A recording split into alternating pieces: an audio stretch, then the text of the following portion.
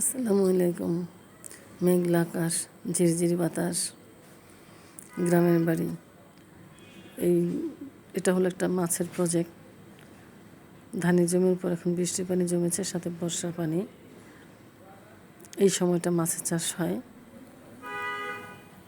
কিছুদিন পর পানি শুকিয়ে গেলে সেখানে ফসল চাষ করা হবে। তো আমরা নৌকা ভ্রমণে বেরিয়েছি।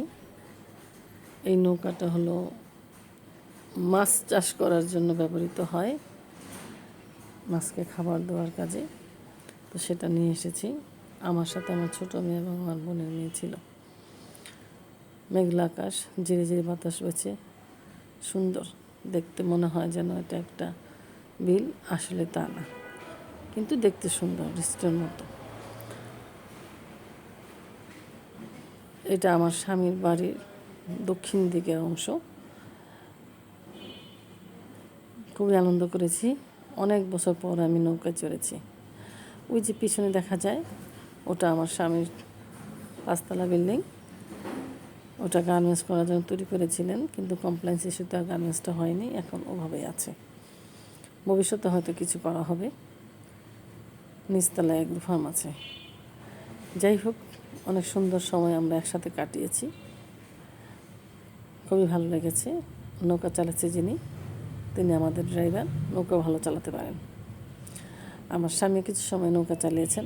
বাতাসের বেগ এত বেশি যে আমাদের নৌকাটা বাতাসে ঘুরতে ঘুরতে সড়কের কাছে এসে লেগে গেছে অনেক দূর, এবং এই জায়গায় নৌকা চালানোটা বেশ কঠিন হয়ে যাচ্ছে। সে কারণে আমরা নৌকাটাকে বন্ধ করে অনেক সময় সেখানে বসেছিলাম। তারপর আবার নৌকা চালিয়েছি। নৌকার মাঝে চেঞ্জ করেছি, কারণ বাতাসের প্রতিকূলে নৌকা চালানো খুব কষ্ট ছিল।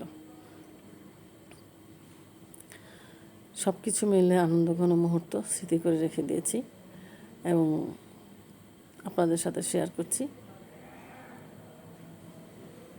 মাঝে মাঝে মনে হয় বেড়াতে যাওয়া উচিত, যার যার সাধ্য মতো।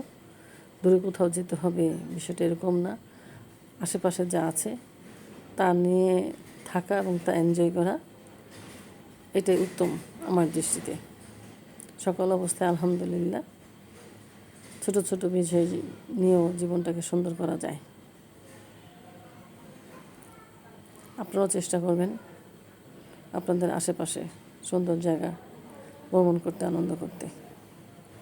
পরিবার পরিজন যাদের সম্ভব কাছাকাছি থাকেন, নিয়ে যাবেন। আল্লাহ হাফেজ।